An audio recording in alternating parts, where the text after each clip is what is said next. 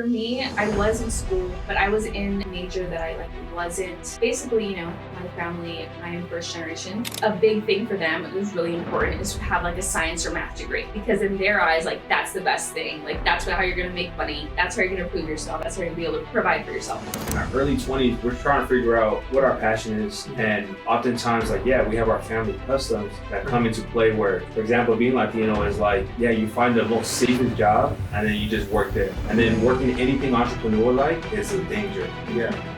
I'm coming out of this season where I recently became a believer all the way in, and the flesh will fight you. The flesh is not going to be perfect, but it's the spirit that's born again, and all things could be done.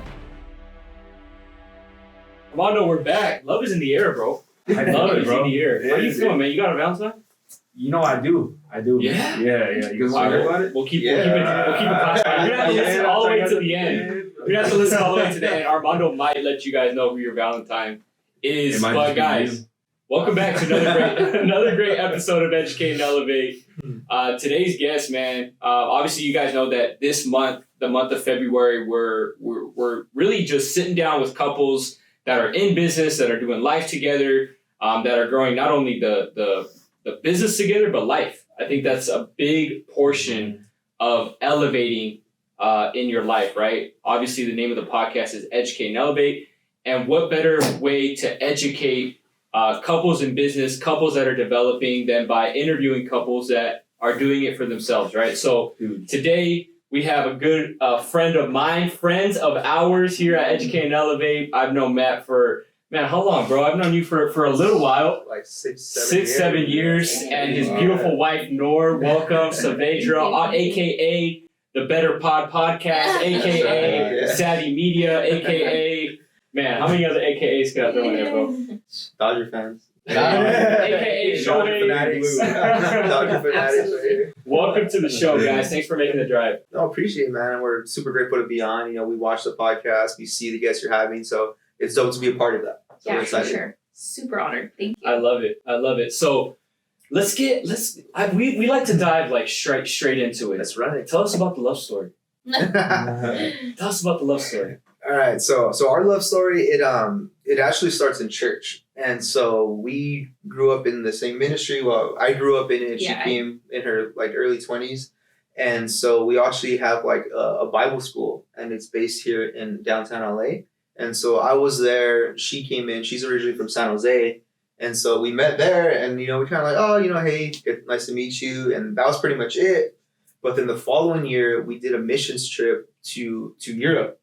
So it was like a 21-day trip. We went to where did we go? Ireland. Yeah, Dublin, Ireland, Manchester, Amsterdam, Rotterdam. Yeah. And so it was cool because at that season of my life, I was just focused on ministry, and I was helping people and running high school ministry, different stuff like that. So I wasn't really looking for a relationship. But then I seen her there, and we got to know each other. We would do services. She sings. I was like, oh man, she sings good. And then we would preach, and she was a preacher. She had all these dynamics. I was like, oh man, this girl's cool, And so from there, we started talking, getting to know each other, and then dating, married, kids later. Here we are. Yeah. Wow. Dang, all right. So that's our journey. I know if I ask Nora, there's probably going to be more details. Oh, yeah, for sure. Nora's going to give me more of the sauce. Yeah. Matt just breezed over a lot of that. Yeah. Nora, give us the juice. Okay, so I will say when we first met in the Bible college, my initial response when I listened to him, I was like, dang, he's fine. But I was like, I need to stay away. I need to stay away. I was like, this is not the time and place. You need to focus on you, Nora. What are you doing? And so I completely ignored him. There was actually a moment where he was he really thought I hated him because of how much I avoided him. Because I was like, there's no way. I cannot. I'm not going to go in that direction. Yeah, because everyone lives there on campus. So everyone we're friends, so we would go around, talk to different people. And every time I would be around Nora, it'd just be a different energy. I'm what's up with this girl? Is this college? It's a Bible school. Yeah, Bible college. So you guys are after college years? Yeah. So we're in our 20s already. I was probably 21, 22. Okay. How old were you? 23. Yeah, she's a little older than me. But yeah, so we were young, and so I was just like, I asked her, I was just like, why do you hate me? Like, you know, because she was just like, act weird around me. She'll be in a group of people, everyone will be laughing, and I come into the circle, and she just like stone faced. Couldn't let it be known. Couldn't let it be known. It's hard to get. She can't be guessing, you know. That's right. Joker face, or what was it called? Poker face. Poker face. Yes. Yeah. That's right. Had to. That's right. So you guys are pretty young, and then you guys started dating, like let's say like a couple of years after that. Yeah. In that case, then? Like Mhm. 24, 20. Yeah, I Yeah. guess at 23, I was probably like 23. I was 24. You were Or like 22, 22, yeah. and then yeah. So around that time, were you guys already like what were you guys doing? So you guys were in ministry. The plan was to go into ministry. Right. Yeah. Right? So the plan was to go into ministry. What happens after Bible college? You guys start dating. Where does it go from there? So for me, I was in school, but I was in a major that I like wasn't. Basically, you know, my family. I am first generation, and my a big thing for them, it was really important, is to have like a science or math degree, because in their eyes, like that's the best thing. Like that's how you're gonna make money. That's how you're gonna prove yourself. That's how you're gonna be able to provide for yourself. And but I hated it, you know, like I remember being in high school and telling them, like, I want a political science degree. She was like, yeah, I'm not paying for that. Mm. And so, Where's your family from? India. Okay. So yeah. So it's Punjab. them. Oh, Punjabi? Yeah. Punjabi? Yeah, Punjab, Oh, no, yeah. my best friend is. Yeah, so that was huge. So, but I had no motivation. So I went through like the first 3 years, did great, got to physics. Oh my God, physics killed me. Mm. So, and then I just lost motivation. And then so I was just focusing on ministry and going in that direction, but then kind of like a little confused, you know, like didn't know what was next and what was going on.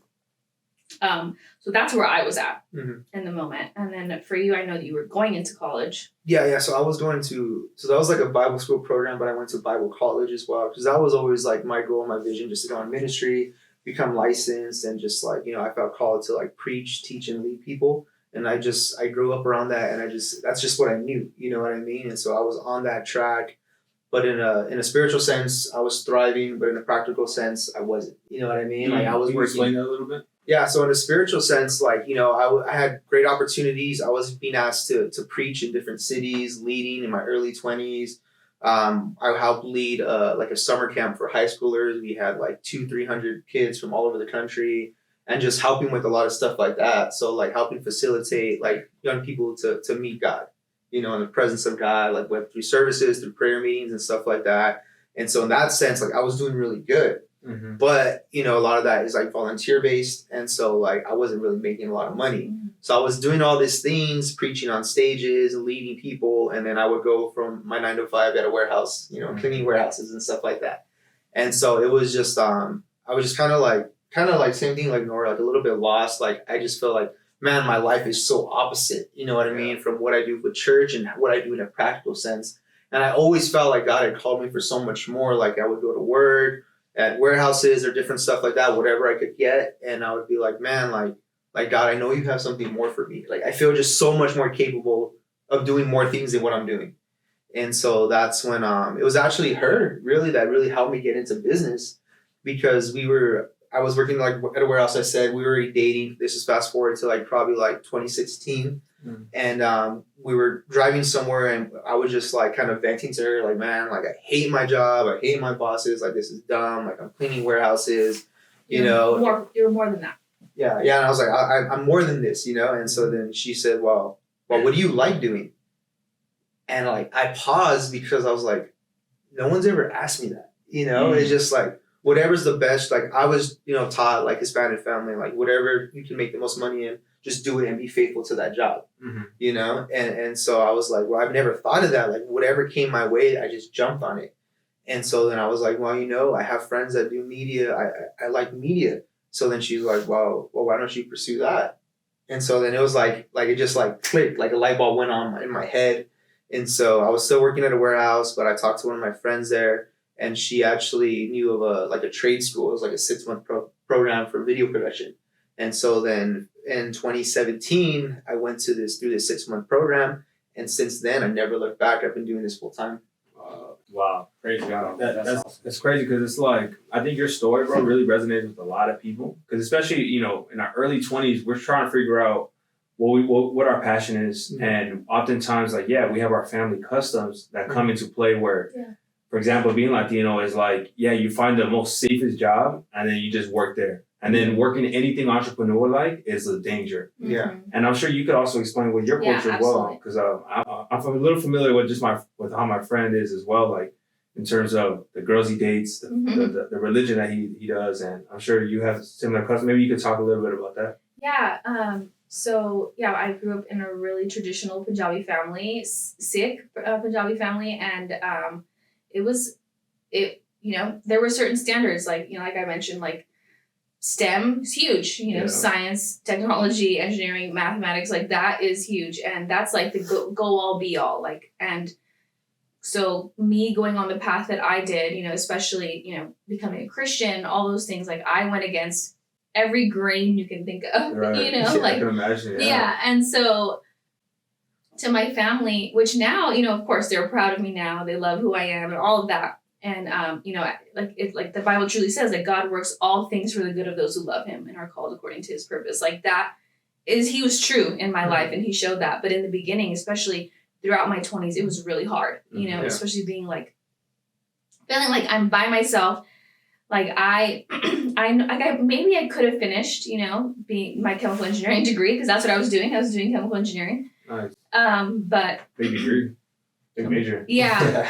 But I wouldn't have been happy. Yeah. I wouldn't have been on the path that I'm at now. And I took a chance on myself. I took a chance on what I wanted, and that was hard. There was definitely hard moments, and feeling alone and feeling kind of alienated from my family, especially their standards, their desires for me. Mm-hmm. But sticking it out, in the end, it was worth it.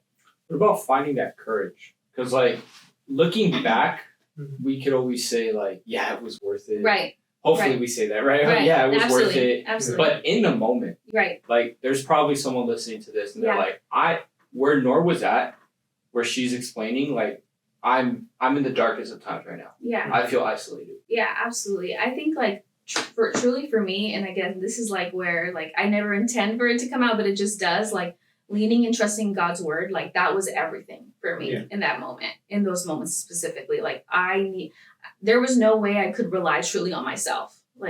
I just didn't have that in me. I needed to rely on something bigger than me and believe that there was a plan bigger than just me and my desires and what somebody else may want for me. But there was truly a greater hand in all of it. And that, like I said, that scripture, I've always held on to it. He works all things for the good, not just a couple things, but everything. So even the bad things, even the things that, the days that I hate, all of those things still work for my good. And in the end, his good. Oh, that's right. It's so true. It's absolutely so true. I'm right now, the season of life that I'm in, right? I feel like I'm coming out of this season where I've recently became a believer all the way in, right? And the flesh will fight you. The flesh is not going to be perfect, but it's the spirit that's born again. Right. And all things could be done, right? Right. Now kind of fast forwarding into, obviously now Matt launches Savvy Media, right? And that's where I think you and I connected. What was it, 2017, 18 maybe? End of 2017. Yeah, you did a couple videos back when I was doing the fitness stuff, and then you've taken off. You've taken off. Now, the roles, as we dive into the next segment, stuff like that, in just a little while, but did you guys decide to go into business together? Is it something that what does that kind of look like? I would say it kind of evolved, because even when my approach to it for business, I always approached it I'm not a freelancer, I'm trying to do something bigger, because I learned a lot about creatives in church, because when I didn't have the skill set, I needed videos, I needed different stuff. So I would work with the people in the church. But the things I would find about them is they're emotional. They're, no disrespect to anybody. They're emotional. They're flaky. You can't count on them. Sometimes they'll ghost you when you need them for content and stuff like that. I'm sure we've all experienced that working with different people. And so I knew going into business, I did not want to be that. And I knew if I could not be that, then that'll separate me from most of the people in my industry. Speaking about what really separates you from the rest, I mean, if you're listening right now, you're probably wondering the same thing. Is like when you have a business and you have an idea, it's like, why should I work with you? What makes you different from the next guy? And that's exactly what we're going to get into on the next segment when Matt and Nor are going to break down the roles and responsibilities of their own business. And for you, possibly thinking, even if you're single and you're thinking about this, you're like, this is still great information, because what's going to separate you, the roles and responsibilities. And in a company, you're basically married to someone, even if you're not truly have a finger. Like Pablo and I are married. So like in the business side of things, so it's like. And he hasn't put a ring on it yet. Yeah. I'm still waiting. I have an idea in my mind. But all right, guys, catch us on episode 2. That was episode 1. Make sure to like, share, and subscribe to this to all your friends. It's Valentine's Day, so you must feel the love, you guys. See you guys on the next one.